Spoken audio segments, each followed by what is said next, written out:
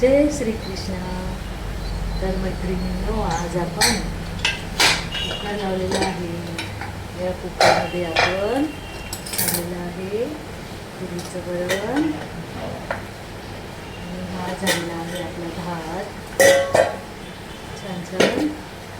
आणि त्याच्यामध्ये आपण शिजवलेली आहे चवळी. आता हा भात आपला गरम राहण्यासाठी आपण कुकरमध्येच ठेवणार आहोत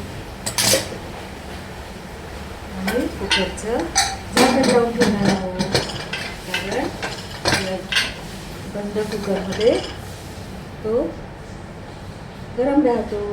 आणि आता आपली ही झालेली आहे चवळी तयार.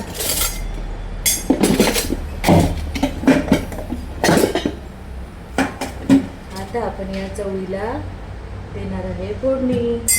त्याच्याकरता आपण चिरलेला आहे कांदा आणि आता आपण करणार आहे गॅस सुरू.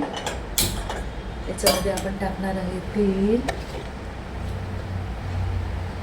आपल्याला तेल पण काढावं लागणार आहे, पण आपली आताची फोडणी घेऊन जाणार आहे.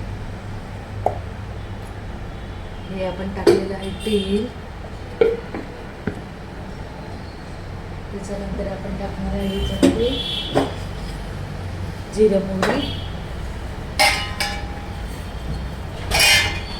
जिरं मोहरी तडतडली तर आपण टाकणार आहे वाटण. त्याच्यावरती आपण टाकणार आहे धने जिऱ्याची पूड, मसाला, मिरची लाल, आणि आधी आपण टाकणार आहे कांदा पेस्ट.